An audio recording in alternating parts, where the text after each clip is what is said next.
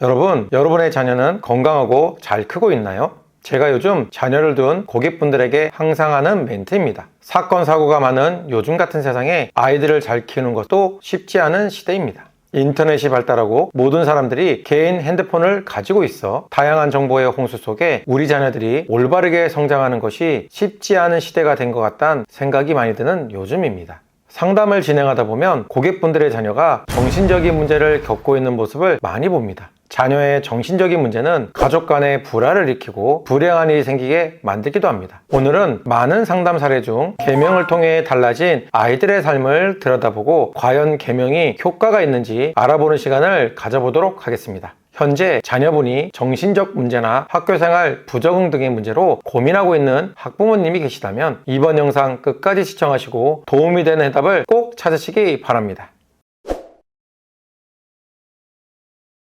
대전에서 올라온 학부모님의 사례입니다. 당시 호모양은 중학교 3학년생이고 어머님과의 갈등과 학교생활 부적응으로 문제가 생기고 자해를 시도하고 자살衝動을 많이 느끼고 있었습니다. 당시 그 여학생은 우울증 약을 복용하고 있는 상태이고 외동딸에 대한 어머님의 걱정은 이루 말할 수 없었습니다. 특히 어머님이 원하는 것은 공부였는데 이름 속 에너지를 분석해보니 아이는 공부보다는 예술적 재능이 많은 아이였습니다. 예술적 재능도 많지만 정신적인 힘듦도 같이 가지고 있는 이름의 에너지였습니다. 먼저 어머님을 설득해서 아이가 공부에 관심이 없는 이유를 설명하고 그것으로 아이와 심력 소모하는 것은 당분간 하지 않도록 하고 아이의 건강이 좋아지는 방법을 제시하였습니다. 이름 에너지 속에 정신이 파괴되니 일단 계명을 통해 파괴되는 에너지를 보완해서 안정적인 에너지의 흐름으로 바꿔주고 예술적 재능을 키우고 발전시킬 수 있도록 공부보다는 미술학원을 다녀보도록 부모님을 설득하였습니다.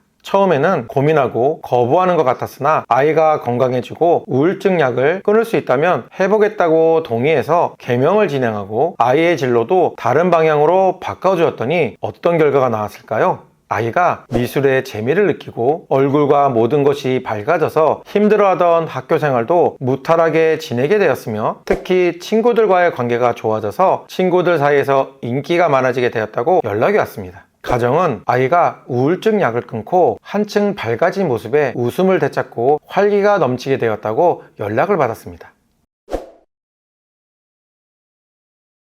두 번째는 인천에 자녀를 둔 상담자의 사례입니다. 작년 2024년 3월경 상담 신청을 예약하고 자녀를 데리고 왔던 기억이 납니다. 따님이었고 당시 고3의 나이였네요. 처음 본 인상은 말도 없고 눈도 마주치지 못하고 멍한 상태의 모습이었습니다.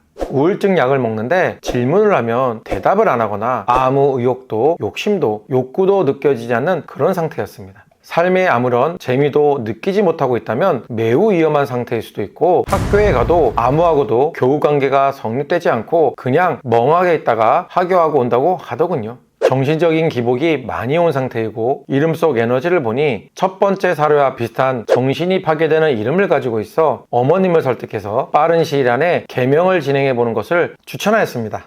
본인도 우울한 것을 알고 있는데 마음먹음대로 감정 컨트롤이 안 된다고 하고 그것에 대한 힘듦을 토로하였습니다. 다행히 아이와 어머님이 얘기가 잘 되어서 계명을 하기로 하였으며 빠르게 진행을 하였습니다. 이런 계명을 하는 과정에서 아이가 학교 생활에 너무 힘들어서 결국 자퇴를 하게 되었다는 얘기도 전해 들었지만 앞으로가 더 중요해서 이름 계명 후에 정기적인 방문으로 심리 상담도 같이 병행하게 되었습니다. 처음에는 어떠한 것에도 관심을 나타내지 않았는데 어느 순간 방송이나 여러 가지에 관심을 나타내는 모습을 보게 되었고 전에 하던 자해 증상은 나타나지 않았으며 점점 안정돼지는 모습에 어머님도 같이 밝아지게 되었네요. 그 후 작년 12월에 우울증 약을 더 이상 먹지 않게 되었다는 문자를 받고 올해 검정고시를 준비한다는 좋은 소식을 들었습니다.